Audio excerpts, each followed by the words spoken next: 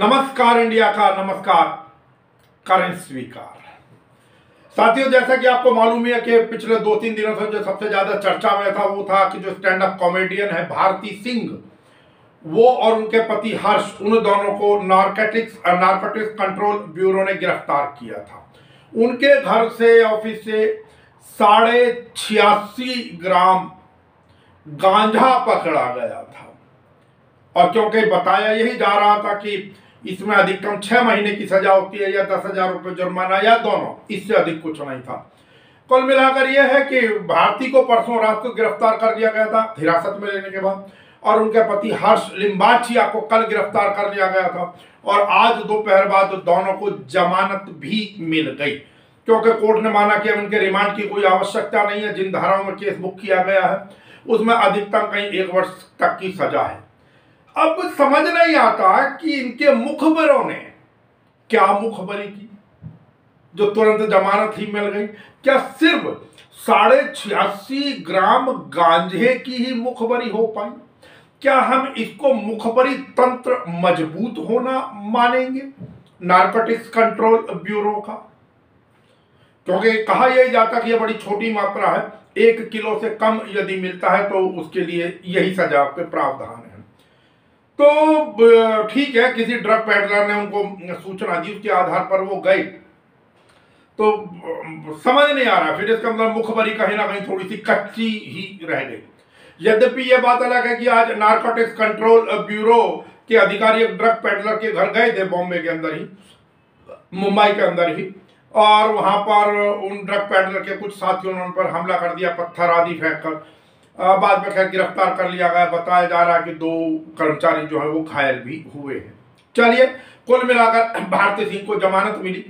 अब उससे आगे अगर बढ़े तो एक पुरानी चर्चा जिसको हम बिल्कुल भी नहीं छोड़ना चाहेंगे, माता शूलिनी देवी मंदिर हिमाचल प्रदेश सोलन के अंदर, जहां पर दुर्गा अष्टमी के दिन शास्त्र सम्मत जानकारी उपलब्ध कराने की सजा, ध्यान रखिएगा, सिर्फ शास्त्र सम्मत जानकारी, इससे अधिक कुछ नहीं। इसकी सजा वहां के पुरोहितों को अपना अपमान कराकर चुकानी पड़ी। सार्वजनिक रूप से उन पुरोहितों का अपमान किया गया एक IAS अधिकारी महोदया द्वारा, जो कि शायद पद के नशे में चूर ही थी, मैं यही कहूंगा। और तभी उन्होंने सनातनी परंपराओं का अपमान किया, शास्त्रोक्त परंपराओं का अपमान किया। अब समझ नहीं आता कहां है जो जिहाद जिहाद जिहाद चिल्ला रहे हैं, लव जिहाद पर कानून बनाने की मांग कर रहे हैं, जबकि वास्तविकता यह कि जो भी कानून बनेगा उसके अंदर लव जिहाद जैसा शब्द मुझे नहीं लगता कि वो जोड़ पाएंगे। धर्म और आदि आदि बाकी कुछ भी नाम जोड़ दें, लेकिन ये नाम नहीं जोड़ पाएंगे। लेकिन जो हम चर्चा कर रहे हैं माता शूलिनी देवी मंदिर की, क्या वो जिहाद की श्रेणी में नहीं आता? क्या वहां पर शास्त्रोक्त परंपराओं का अपमान नहीं हुआ? अब कहां है हिंदू संगठन? हम बारंबार बोल रहे हैं। अब कहां है पुरोहितों के संगठन? हम बारंबार पूछ रहे हैं। अब कहां है ब्राह्मण संगठन? हम बारंबार पूछ रहे हैं।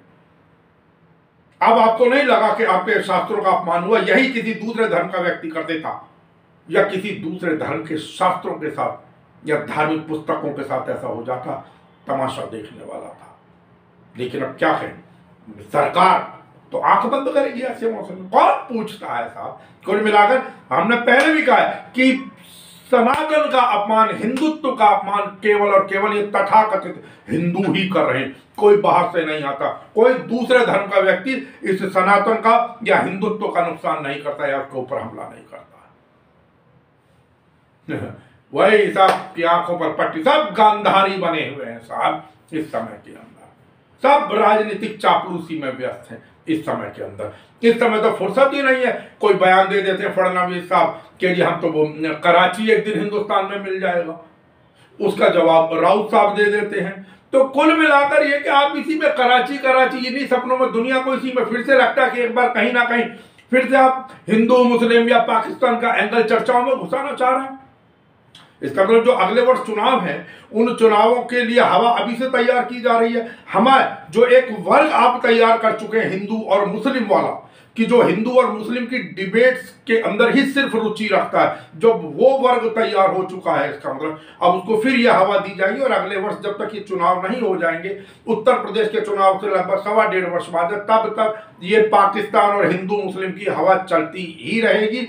इस बीच में एक जानकारी यही है कि विधानसभा, जो बिहार की विधानसभा है, वहां पर शपथ लेने में AIMI जो असदुद्दीन ओवैसी वाली जो संगठन है, राजनीतिक दल है, उनके एक विधायक हैं अख्तरुल ईमान साहब, उन्होंने हिंदुस्तान शब्द बोलने से मना कर दिया, यद्यपि उन्हें भारत शब्द से परहेज नहीं है।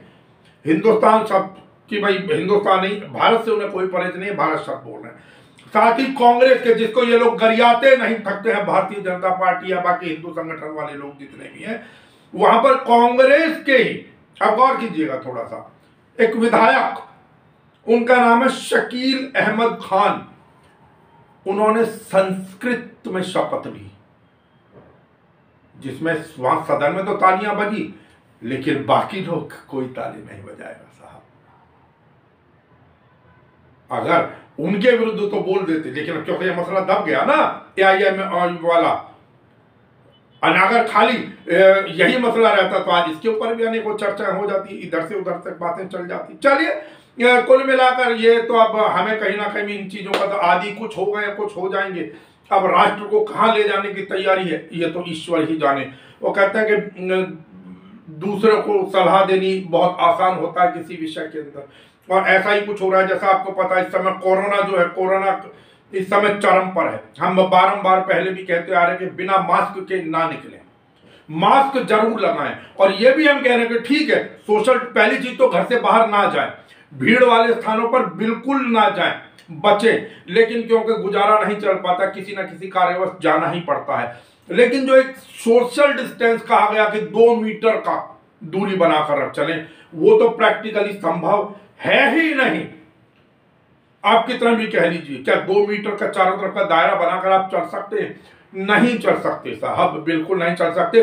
और हम ये जो हमें सलाह देते हैं ना नेतागण जितने, चाहे वो हमारे केजरीवाल साहब हो, चाहे कोई और नेतागण हो। केजरीवाल साहब का एक वीडियो बार बार चल रहा है जिसमें वो गृह मंत्री अमित शाह जी की मीटिंग के अंदर बैठे हुए हैं, उनका खुद ही मुंह के ऊपर मास्क नहीं है, यहां तक उतरा हुआ है। इतने में अगर कोई बाहर चला जाए ऐसे निकाल के, तो अब तक चालान कट जाता। उनके संगठन दिल्ली में, चाहे उनके सत्येंद्र जैन जी हो या और पार्टी के पदाधिकारीगण हो, जिन्होंने हमने पहले कहा था कि नमस्कार इंडिया की मुहिम, जो नमस्कार इंडिया ने कहा था कि क्यों नहीं आप आकर सड़क पर आकर फ्री में मास्क बांटते, केजरीवाल साहब, वो शुरू की नमस्कार इंडिया की मुहिम, सफल हुई जो नमस्कार इंडिया ने मांग की, उसके लिए खुशी की बात है। लेकिन मास्क तो आप बांट रहे हैं, लेकिन सोशल डिस्टेंस कहां बना रहे हैं? हम अनेकों तस्वीरें आपको दिखा सकते हैं, दिखाने का प्रयास भी कर रहे हैं कि जहां पर यही नेतागण सोशल डिस्टेंसिंग 2 मीटर की दूरी नहीं बना रहे, दूसरों को सलाह दे रहे, क्या इन लोगों के चालान कटेंगे? मध्य प्रदेश के अंदर शिवराज सिंह जी ने भी आज वो बांटे, जो वहां के मुख्यमंत्री हैं, वहां भी सोशल डिस्टेंसिंग कहीं नजर नहीं आ रही है, उसकी खूब धज्जियां उड़ रही हैं। ये मध्य प्रदेश के मुख्यमंत्री शिवराज सिंह चौहान जी, अब आप इसमें बताइए कहाँ पर सोशल डिस्टेंसिंग का पालन हो रहा है? किसी प्रकार की कोई सामाजिक दूरी कोई नहीं मना रहा, ना मुख्यमंत्री जी इस नियम का पालन कर रहे हैं, और जनता का तो छोड़ ही दीजिए। अब ये बताएं कि यही काम अगर इसी प्रकार नज़दीक चलते हुए बाहर कोई व्यक्ति जा रहे हो या जनता जा रही हो, तो क्या वो बच पाएंगे चालान कटवाने से? अब तक 2-2 हज़ार रुपये ना जाने कितने लोगों से लिए जा चुके होते। लेकिन क्या कोई भी अथॉरिटी इतनी हिम्मत दिखा पाएगी कि सोशल डिस्टेंसिंग का पालन ना करने की एवज में मध्य प्रदेश के मुख्यमंत्री शिवराज सिंह चौहान जी का चालान काटे, या उनके घर चालान भेजे, या उनके विरुद्ध कोई किसी प्रकार का केस दर्ज हो? क्या कोई भी अथॉरिटी, चाहे वो केंद्र की हो, यद्यपि राज्य सरकार के अंदर आता है, लेकिन क्या ये सारे के सारे कानून केवल और केवल आम जनता के लिए हैं? नेता क्या इन सारे कानूनों से ऊपर हैं? क्या कोई भी कानून, और विशेष रूप से कोविड-19 महामारी का कानून, क्या किन्हीं नेता के ऊपर लागू नहीं होता है? ये एक विचारणीय प्रश्न है। जिसका जवाब नेता तो नहीं देंगे अगर कोई पूछेगा। पहली चीज़ तो कोई पत्रकार या कोई भी इन नेताओं से प्रश्न करेगा नहीं, और कर भी लिया तो मुझे नहीं लगता कि इनके विरुद्ध किसी प्रकार की कोई कार्यवाही संभव है, कभी भी नहीं होगी महाराज। पिसने के लिए अगर है तो सिर्फ और सिर्फ जनता है। ये जितने भी नियम है ना, ये सिर्फ मेरे और आपके लिए है, आम जनता के लिए है। बाकी लोगों के लिए तो बहुत मुश्किल काम है साहब। फोटो खिंचवाने के लिए ठीक है, दिखाए जाते हैं, नियम बना रहे, हमने चालान काटे। इन लोगों के चालान कौन काटेगा? मुझे तो आप सिर्फ इतना सा बता दीजिए, क्या शिवराज सिंह जी का चालान काटेगा? वहां पर सोशल डिस्टेंस मेंटेन नहीं हो रहा, नहीं काटेंगे साहब आप लोग। तो खैर, बाकी ये कि क्योंकि आपने अपने स्वास्थ्य का स्वयं ध्यान रखना, और आपको मालूम है अभी कोई किसी किस्म की दवाई नहीं है बाजार में। यद्यपि फाइजर ने कहा है कि वो शायद 12 दिसंबर से दवाई उनकी आ रही है, लेकिन उसके बारे में एक चर्चा और भी है कि उसका जो टेम्परेचर, जिसको 70 से 80 डिग्री जो भी उनका कोल्ड स्टोरेज जो है उसके अंदर मेंटेन करना पड़ता है, और वो यहाँ बहुत मुश्किल सा नजर आ रहा है। खैर, जब आएगी तब देखेंगे, लेकिन कितने डोज चाहिए, कितने नहीं, जब तक, और उसका कितनी सफलता मिलती है, कितने लोगों को उसमें कुछ सॉल्ट होंगे जो रिएक्शन करते होंगे, तो अभी समय लगेगा। ये मान लीजिए कि दवाई प्रॉपर आने में आपको 2022 लगेगा कहीं ना कहीं। अगले एक सवा वर्ष आपको स्वयं ध्यान रखना है, अपने शरीर का भी, अपने स्वास्थ्य का भी, क्योंकि अगर जरा सी गड़बड़ हुई तो आप लोग भागेंगे। और जो टेस्ट होता है दिखाते हैं, नाक के अंदर डाल रहे हैं, मुंह के अंदर डाल रहे हैं, वो कोई इतना आसान नहीं है। दर्द होता है कई लोगों को, क्योंकि वो तो अपना दूर से करके ऐसे घुसा देते हैं नाक में या मुंह में, तो जिसको दर्द होता है वो भी कोई आसान चीज नहीं है। मैं डरा नहीं रहा हूँ, टेस्ट तो करना नहीं पड़ेगा उसके अंदर, लेकिन फिर भी अस्पताल में चले जाइए, आपके कई लाख की बिल टिकट गई, कोई कुछ नहीं। अब तो मान लिया है कई लोगों ने, संसदीय समिति ने मान लिया, कहा एक्स्ट्रा चार्ज किया गया। किस चीज के 4, 5, 6, 8, 10, 12 लाख रुपए लिए प्राइवेट हॉस्पिटल्स ने? दवाई तो आपके पास है ही नहीं, सिर्फ आपने जिस रूम के अंदर उनको लुटाए रखा उस कमरे का चार्जेस, और थोड़ा ग्लूकोज और आपने जो कुछ चढ़ा उन सब चीजों का चार्जेस। लेकिन दिक्कत की बात यह कि ऐसे में सरकारें तो कोई सवाल ही नहीं खाना पूर्ति करती हैं। कोर्ट ने भी कोई विशेष कदम नहीं उठाया उसके अंदर। अब तकनीकी चीज, कानूनी पक्ष क्या, मैं नहीं जानता, आम जनता नहीं जानती कानूनी पक्ष को। आम जनता को इस बात से मतलब है कि मेरा पैसा बेवजह ना लिया जाए, या मेरे को बेवजह ना लूटा जाए, जो कि हम लूट रहे हैं, जिस विषय के अंदर हमें कहीं कोई मतलब ना सरकारों से राहत ना कोर्ट से राहत। हम लोगों को, आम जनता के लिए कोई कानून ऐसा बने या कोर्ट स्वयं संज्ञान ले। तकनीकी चीजें क्या होंगी, कानूनी पक्ष क्या होंगे, उसको आम जनता नहीं समझती साहब। मानिए कोर्ट की अवमानना नहीं है, लेकिन विषय जो है वो तो उठेंगे। क्या, चलिए जो भी है। अब उससे आगे मैं एक जानकारी आपको और दे दूं। इसमें आपको पता ही है कि जो महाराष्ट्र सरकार ने घोषणा की है कि जो दिल्ली से, गोवा से, राजस्थान से, गुजरात से लोग जाएंगे, उनकी रिपोर्ट जो है नेगेटिव होनी चाहिए कोविड-19 की, तभी उनको वहां पर प्रवेश मिलेगा। तो आप जाना तो पड़ेगा, तो अपने स्वास्थ्य का ध्यान रखें सबसे पहली चीज। और जहां तक देश का विषय है, आपको पता, जो तेजस ट्रेन चर्चा में है ही, वो कल से तो जो है शायद दिल्ली लखनऊ रूट वाली, और परसों 24 तारीख से मुंबई अहमदाबाद रूट वाली तेजस ट्रेनों को बंद किया जा रहा है। कह रहे हैं कि उसमें 25% सवारियां भी सफर नहीं कर रही थी, यद्यपि वो प्राइवेट सेक्टर की ट्रेन बताई जा रही थी। तो अब चलिए, अब घाटे के चलते, क्योंकि प्राइवेट सेक्टर तो घाटे में चलने से रहा। आपको याद हो दिल्ली में जो एयरपोर्ट की एक मेट्रो रिलायंस वालों ने बनवाई थी नई दिल्ली स्टेशन से, और एयरपोर्ट वो भी बीच में छोड़कर भाग गए थे जब घाटा होने लगा था। तो प्राइवेट सेक्टर तो सब नुकसान हो, वो अपने आप को क्यों रखेंगे? जब तक उनको फायदा मिल रहा है वो तब तक रहेंगे, जब नहीं मिलेगा फायदा तब देखा जाएगा उन लोगों को। अब इससे आगे खबर और है कि अगर राजनीतिक चर्चा ही करूं इसके अंदर, तो जो तेजस्वी यादव हैं, उन्होंने कहा है, घोषणा की है तेजस्वी यादव ने कि भाई अगर 1 महीने के अंदर सरकार 19 लाख नौकरियों का इंतजाम नहीं करती है तो वो पूरे राज्य में आंदोलन करेंगे जनता के साथ उतरकर। तेजस्वी लाख ने 10 लाख नौकरियों की घोषणा की थी कि उनके मकड़ जाल के अंदर भारतीय जनता पार्टी आ गई, और उन्होंने 19 लाख, यद्यपि एक तकनीकी सा शब्द डाल दिया कि जी हमने तो रोजगार की बात कही थी।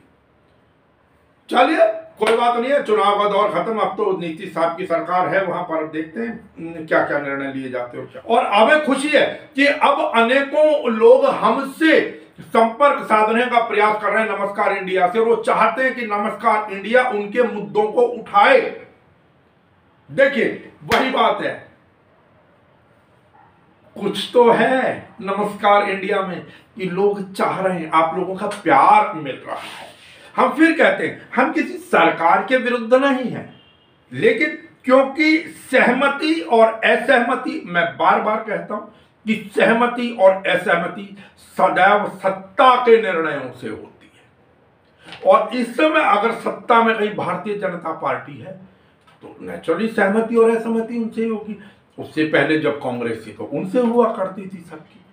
और ये पत्रकारिता का धर्म है, किसी भी चैनल हो, वेबसाइट हो न्यूज से संबंधित, चाहे अखबार हो, उनका एक धर्म है कि कमियों को खोजे, उनको चर्चाओं में लाए। खाली हिंदू मुस्लिम कर देने से या कहीं एक पक्ष या किसी की चाटुकारिता कर देने से काम नहीं चलता साहब। आपका प्यार सर आंखों पर, नमस्कार इंडिया आपकी आवाज बनकर, आपकी आवाज में आवाज अपनी मिलाते हुए आगे बढ़ने में प्रसन्नता का इजहार करता है। आप इसी प्रकार अपना प्यार बनाए रखें। हम फिर कह रहे हैं अपने स्वास्थ्य का ध्यान रखें, बिना मास्क तो निकलना भूल जाइए। हाँ, एक शिकायत आ रही है, हम बार बार साबुन धोते हैं, कई लोगों को आदत पड़ गई, सैनिटाइजर का इस्तेमाल करते हैं तो या तो हाथ फटने लगते हैं, कई लोगों का खुरदरे हाथ हो गए हैं। तो इतना भी नहीं कि आप 24 घंटे उसमें लगे रहें, लेकिन अगर बाहर से आए तो अवश्य धोएं। और उसके बाद कोई भी अगर जो लोग इस्तेमाल करते हो तेल नारियल का या सरसों का या जो भी आप कोई और लोशन वगैरह इस्तेमाल करते हैं तो वो अवश्य लगाते रहे, क्योंकि सर्दियों का मौसम है। अब कुलदीप भारद्वाज को अनुमति दें इस चर्चा पर, आज की चर्चाओं की चर्चा पर विराम के लिए कीजिए इंतजार और स्वीकार कीजिए नमस्कार इंडिया का। नमस्कार।